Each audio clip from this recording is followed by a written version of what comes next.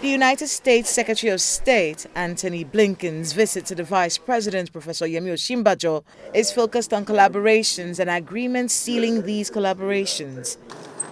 Which will begin. Agriculture, security, health, and infrastructure are just some of the areas where collaborations are expected, according to the Minister of Foreign Affairs.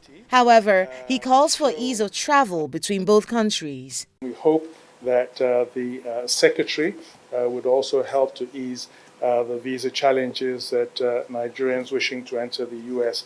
have. Nigeria's infrastructure deficit is $3 trillion, according to Moody's Investors Service, and according to Secretary Blinken, the progress from this cooperation, especially with the COVID-19 pandemic, is crucial. We know that there is much that we can do together to build our economies back even stronger after the pandemic, and much of that goes to the right kinds of investment in infrastructure, in green economies, in making sure that the investments we're making together are really a race to the top for our people.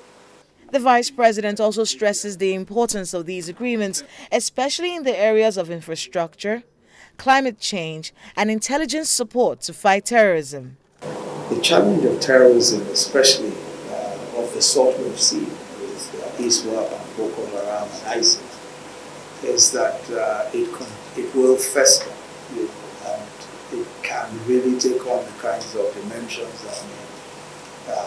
that may turn out to be much more grave than we ever thought.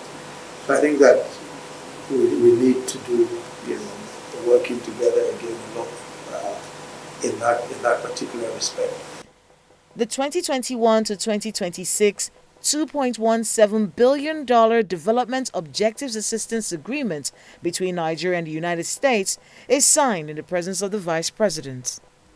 The signings done here today in the State House in Abuja between the United States government and the Nigerian government have to do with broader access to energy, health, security, and national security, among other issues.